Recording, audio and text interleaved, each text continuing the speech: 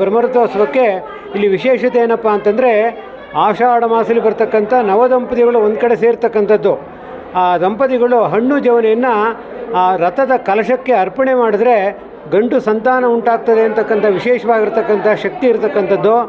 ಈ ಚಾಮರಾಜೇಶ್ವರಿಗೆ ಮಕ್ಕಳ ಚಾಮರಾಜೇಶ್ವರ ಅಂತಕ್ಕಂಥ ಕೂಡ ಹೆಸರು. ಮಹಾರಾಜರು ಕೂಡ ಈ ಮಾಧ್ಯಾಹ್ನ ಕಾಲದಲ್ಲಿ ಮಕ್ಕಳ ಪೊಂಗಲ್ ಅಂತ ಮಾಡಿ ಇಲ್ಲಿ ಹೊಂದಿರತಕ್ಕಂಥ ವಿಚಾರ ನಾವು ಕೇಳ್ತೀವಿ. ಹಾಗಾಗಿ ಮುಮ್ಮಡಿ ಕೃಷ್ಣರಾಜ ಒಡೆಯರಿಗೆ ನವರತ್ನ ರಾಜ ಅಂತ ಹೆಸರಿತ್ತು. ಅಂಥ ನವರತ್ನ ರಾಜ ಇವತ್ತು ನಿರ್ಮಾಣ ಮಾಡಿರ್ತಕ್ಕಂಥ ದ್ಯೋತಕವಾಗಿ ಚಾಮರಾಜನಗರ ಜಿಲ್ಲೆಯಲ್ಲಿ ದಕ್ಷಿಣಾಭಿಮುಖವಾಗಿ ಚಲಿಸ್ತಕ್ಕಂಥ ಬ್ರಹ್ಮರಥೋತ್ಸವ ಇದಾಗಿರ್ತಕ್ಕಂಥದ್ದು. ಆ ರಥದಲ್ಲಿ ಕುಳಿತಿರ್ತಕ್ಕಂಥ ಸ್ವಾಮಿಯನ್ನು ನಾವು ದರ್ಶನ ಯಾವ ರೀತಿ ಮಾಡಬೇಕಪ್ಪ ಅಂತಂದರೆ, ಹಣ್ಣು ಜವನೆಯಿಂದ ದರ್ಶನ ಮಾಡಿ ರಥಸ್ಥಂ ವೃಷಭಾರೂಢಂ ಚಂದನಾಲಿಪ್ತತಾಂಡವಂ ಸೋಪಹಾರಂ ಶಿವಂ ದೃಷ್ಟ ಪುನರ್ಜನ್ಮ ನವಿದ್ಯತೆ ಅಂತಕ್ಕಂಥದ್ದು. ಯಾವ ಒಂದು ವ್ಯಕ್ತಿಗಳಿಗೆ ವಿವಾಹ ಭಾಗ್ಯ ಇಲ್ಲ, ಕಂಕಣ ಭಾಗ್ಯ ಇಲ್ಲ, ಮತ್ತು ವಿದ್ಯಾರ್ಥಿಗಳ ವಿದ್ಯಾಭಾಗ್ಯ ಉಂಟಾಗ್ತಕ್ಕಂಥದ್ದು, ಮತ್ತು ದೇಶದಲ್ಲಿ ಸುಭಿಕ್ಷಗಳು ಉಂಟಾಗ್ತಕ್ಕಂಥದ್ದು, ಮತ್ತು ರೈತಾಪಿ ಜನಗಳಿಗೆ ಮಳೆ ಬೆಳೆಗಳು ಚೆನ್ನಾಗಾಗಿ ಆ ಒಂದು ಕ್ಷೇತ್ರ ಅಭಿವೃದ್ಧಿ ಆಗಲಿ ಅಂತಕ್ಕಂಥದ್ದು ಹಿಡಿದು ಪ್ರಥಮವಾಗಿ ಇದು 13 ದಿನಗಳ ಕಾಲ ನಡೀತಕ್ಕಂಥದ್ದು.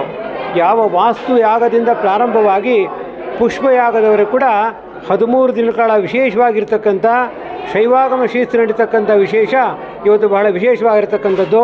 ಅಂಥ ರಥೋತ್ಸವಕ್ಕೆ ಈ 200 ವರ್ಷನೇ ನಡೀತಿರ್ತಕ್ಕಂಥ ಭಾಳ ವೈಶಿಷ್ಟ್ಯಪೂರ್ಣವಾಗಿರ್ತಕ್ಕಂಥದ್ದು. ಇಲ್ಲಿ ಎಲ್ಲ ನವ ಜೋಡಿಗಳು ಒಂದಾಗಲಿ ಅಂತ ಅದರ ಎಲ್ಲ ಯಾವ ಕಡೆಯೂ ನಡೆಯಲ್ಲ. ಇದೊಂದು ವಿಶೇಷವಾದ ದಿನ.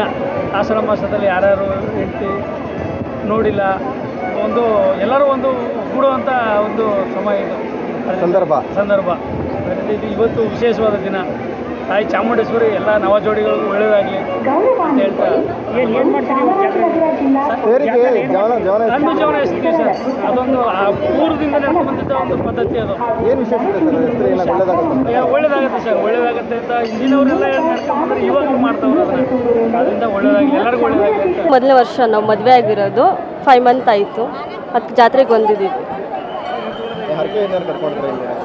ಅರ್ಕೆ ಬಗ್ಗೆ ಏನೂ ಗೊತ್ತಿಲ್ಲ, ಇದೇ ಹೊಸ್ದಾಗಿ ಬಂದಿರೋದು. ಹಣ್ಣು ಜವನ ಎಸೆಯುವಂಥ ಪದ್ಧತಿ ಇದೆ ಅನ್ನೋದು ಮಾತ್ರ ಗೊತ್ತಿದೆ, ಅದಕ್ಕೋಸ್ಕರ ಬಂದಿದ್ದೀವಿ. ಹಾಂ, ಆ ಥರ ಏನೋ ರೂಢಿಗೆ ಬಂದಿದೆ, ಅದಕ್ಕೋಸ್ಕರ ಬಂದಿದ್ದೀವಿ. ಆಷಾಢದಲ್ಲಿ ಗಂಡ ನೋಡೋಕ್ಕಾಗ್ತಿರಲ್ಲ, ಈಗ ಜಾತ್ರೆ ಮುಖಾಂತರ ನೋಡ್ಬೋದು. ಖುಷಿ ಆಗ್ತಾ ಇದೆ, ತುಂಬ ಖುಷಿ ಆಗ್ತಾ ಇದೆ ಜಾತ್ರೆ ನೋಡಿ. ಅವನು ಒಂಥರ ಹೊಸ ಥರ ಫೀಲ್ ಕೊಡ್ತಾ ಇದೆ.